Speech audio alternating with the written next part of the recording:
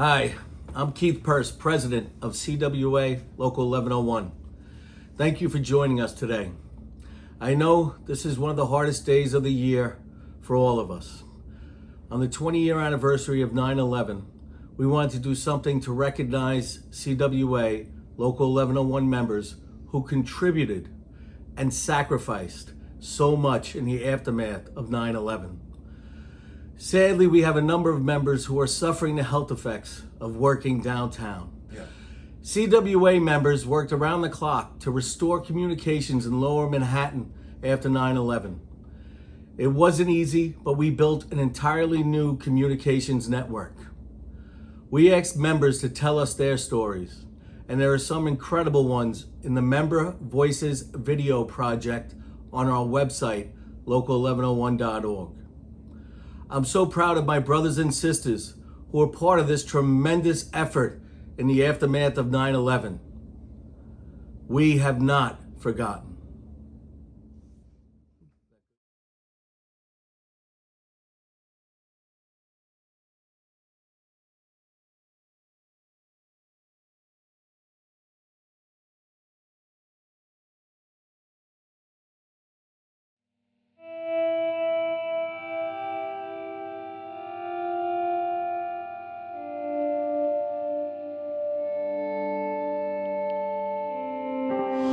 Reported to work as usual at 8 o'clock. Had a dispatch meeting with the gang and the foreman. Came down the elevator, walked through the park where the sphere was, where the fountain was, and made a left, headed to go get coffee. And the next thing we heard was a screaming plane over our heads, and looked up, but by the time we looked up, we didn't even see a plane. We just heard the crash, and there was a big hole in the building.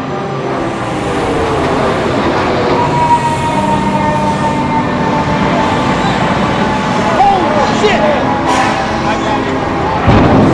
So we were getting ready to leave the building, and everybody's walking towards the elevator, and little by little, all of our pagers started to go off one at a time. And once the pagers started going off, we all thought that it was odd. And somebody said, "Oh, it sounds like a little plane hit the World Trade Center. My wife just called." And as we departed the building, we came outside, and there was papers flying all over down here. It looked like a ticker tape parade.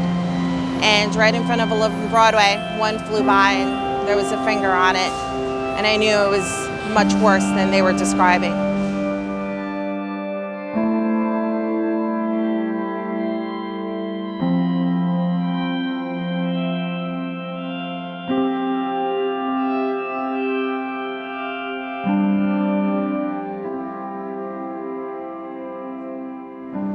And I got to the corner of the post office and I looked up. It was like mayhem. And I saw that the World Trade Center was on fire, and you really couldn't tell what, you just knew it was a big gaping hole, and it was on fire, and it looked like, I can't even describe it, like confetti falling from the building. At the time when it occurred, I was working on 14th Street between 3rd Avenue and University. And all we heard was a coworker had got a phone call that the Twin Towers fell down. We said, "No, we can't believe how the building's gonna fall down." It's a plane crash. We turned on 1010 wind. It happened.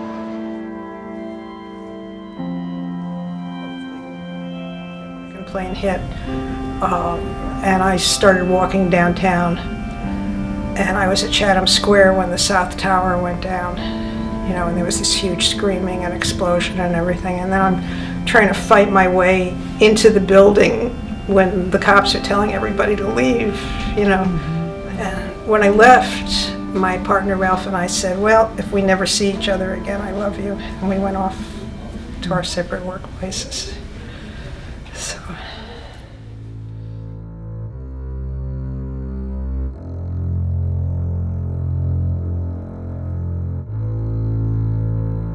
From the first moment that it happened, we've had tremendous support from the firefighters, the police officers, the people who work in the buildings, the people who work for Verizon. We were there within 24 hours. We were part of the recovery. Our job was to assist Verizon in running cable across every street in downtown Manhattan in order to keep the city running while we began the recovery phase. I mean, we're professionals, so this is what we do. We're the best telecom workers in the country, so we didn't miss a beat.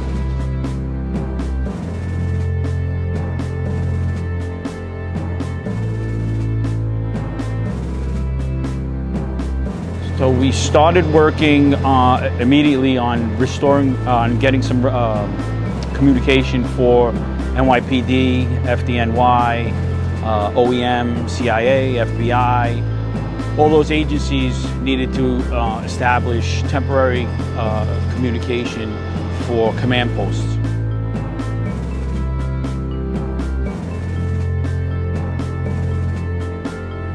Well, when it first happened, actually one of the technicians went down there because he had lost a friend in the towers. And then there were a lot of us here that kind of wanted to go down also. So we made a bit of a commotion to say, hey, listen, you know, this is our city too. You know, we want to go down and help out. Yeah, at that time I was a fireman for 21 years.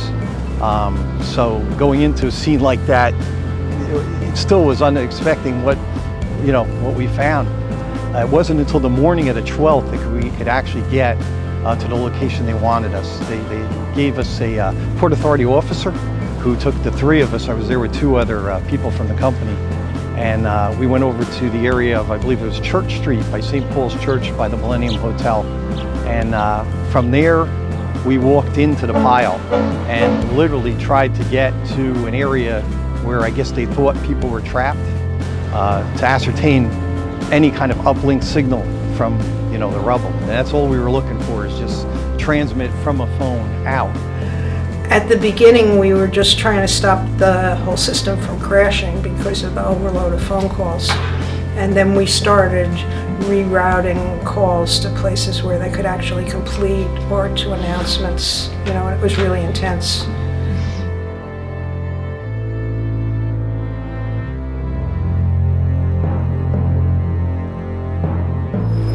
They wanted us to go into the cable vault at West Street, and the only access we could get was through a hole in the side of the building. When the north tower fell, the antenna came off and made a hole through the building, and they tied extension ladders to the antenna, and that's how we actually got into the cable vault. And we went down there, all three of us actually, with hammers and chipping knives, and they told us to just start opening every cable and see if anything is still live, see if anything has dial tone on it. So for hours, and it seemed like days, it went on for days, we were just opening cable splices, and we'd have KS meters hanging there and just looking, and everything was grounded out, so nothing was live at that point. All about getting the financial district back up, they had to reroute everything, so we were involved in rerouting, and I guess it helped the numbness and the shock of trying to get busy to get everything back up in order. And it was kind of esteemable to be a part of something like that, but we were still all in. I think we were still all in shock that this happened. We worked around the clock. We had unlimited hours trying to get the stock exchange up, so many other different companies, and just trying to bring some, maybe lack of a better word, normalcy back. Slowly but surely, we made it happen, and we got everything somewhat back to normal. Tuesday night when I was down here, that we would be standing here, that the phones would be working, that the New York Stock Exchange, the Mercantile Exchange, and so much in downtown Manhattan would be open today, I would have said it would take a miracle. It hasn't taken a miracle, it's taken a Herculean effort by thousands of people, including all of the people at Verizon.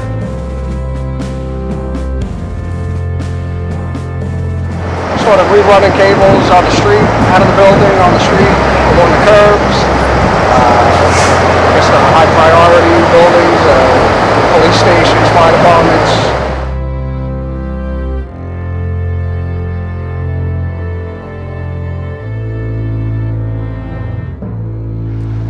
I was still in the field at the time, so we were charged with setting up temporary wireless service in specific geographic areas in lower Manhattan. Myself, I was assigned to what they called a COW, which is an acronym, a cell on wheels.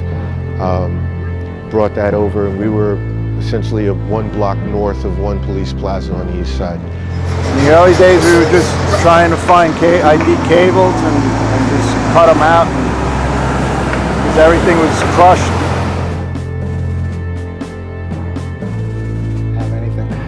So after we got that up, the following days, I know we worked on the morgue, and Giuliani's his little headquarters that he had, and we were running the cables out of the manholes and running down the sidewalks. That's the first time I ever saw that happening. I was new to manholes at the time. I had about 2-3 years in the company. Yeah, so I remember being down there for that full night, a good 24, 30-something hours before we got relief. Went home, showered, got about 6 hours of sleep. I remember showering and having like a black sludge, soot come out of my nose. That just seemed to keep coming out of my nose for days on afterwards. We didn't have any masks the first couple of nights, which became an issue.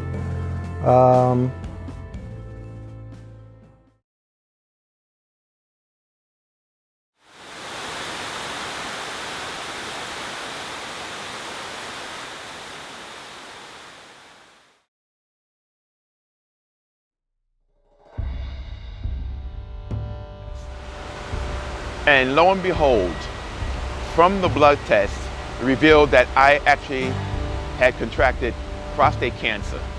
So physically, getting diagnosed with cancer was mind-altering, to say the least. I would seriously advise people that everyone registers with the World Trade Center monitoring program.